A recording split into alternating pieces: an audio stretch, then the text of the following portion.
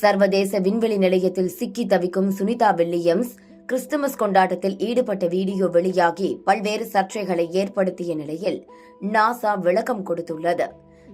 விண்வெளி வீரர்களான Sunita Williams, புச் Willmore இருவரும் கடந்த ஜூன் 5ஆம் தேதி சர்வதேச விண்வெளி நிலையத்திற்கு பயணித்திருந்தனர். 8 நாட்கள் பயணத்தை முடித்துவிட்டு மீண்டும் பூமி திரும்ப முற்பட்டபோது அவர்கள் பயணித்த போயிங் ஸ்டார்லைனர் விண்கலத்தில் தொழில்நுட்ப கோளாறு ஏற்பட்டது. இதனால் பாதுகாப்பு கருதி போயிங் ஸ்டார்லைனர் ஆளில்லாமல் இயக்கப்பட்டு பூமி கொண்டு வரப்பட்டது. இந்த நிலையில்தான் சுனிதாவும் புச் வில்மோரும் சர்வதேச விண்வெளி நிலையத்திலேயே தங்கி பணியை தொடர்ந்து வருகின்றனர். இவர்களை அழைத்து வர ஸ்பேஸ் எக்ஸின் டிராகன் 9 விண்கலம் சர்வதேச விண்வெளி நிலையத்திற்கு சென்றடைந்துள்ளது.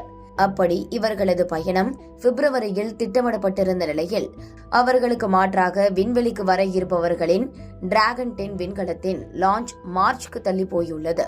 இதனால் இருவரையும் பூமிக்கு அழைத்து வரும் திட்டம் மார்ச்சுக்கு மாறியுள்ளது. இப்படியாக முன்பே திட்டமிடப்படாமல் தற்செயலாக அங்கேயே தங்கியிருக்கும் இவர்கள் கிறிஸ்துமஸ் பண்டிகையை விண்வெளி நிலையத்தில் கொண்டாடியுள்ளனர். கிறிஸ்துமஸ் தொப்பி உள்ளிட்ட அலங்கார பொருட்களோடு உற்சாகமாக கொண்டாடி மகிழ்ந்த வீடியோவை வெளியிட்ட நாசா கிறிஸ்துமஸ் வாழ்த்து செய்தியை பகிர்ந்திருந்தது. இந்த நிலையில்தான் இந்த வீடியோவை பார்த்த நெட்டிசன்கள் சுனிதாவும் புச் வில்மோரும் தற்செயலாக சிக்கியுள்ளனர். முன்பே திட்டமிடப்படாத இந்த பயணத்தில் அவர்களுக்கான கிறிஸ்துமஸ் உடைகள், உபகரணங்கள் எப்படி வந்தது? எனில் இது ஏற்கனவே திட்டமிடப்பட்டிருந்ததா என்று பல்வேறு சர்ச்சைகளை கிளப்பினர். திட்டமிடப்படாமல் விண்வெளியில் சிக்கியிருக்கும் இவர்களுக்கு கிறிஸ்துமஸ் உபகரணங்களை டெலிவரி செய்தது யார் என்ற கோணத்தில் பல்வேறு ஊகங்களை கிளப்பினர் நெட்டிசன்கள். இந்த நிலையில்தான் நாசாவே இதற்கு விளக்கம் அளித்துள்ளது.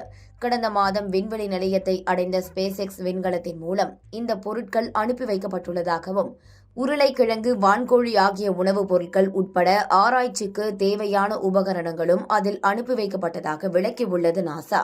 குறிப்பாக ஒரு குடும்பமாக அங்கு தங்கி உழைத்து வரும் விண்வெளி வீரர்களை உற்சாகப்படுத்தவே இத்தனை முயற்சிகள் என்றும் நாசா தரப்பில் கூறப்பட்டுள்ளது.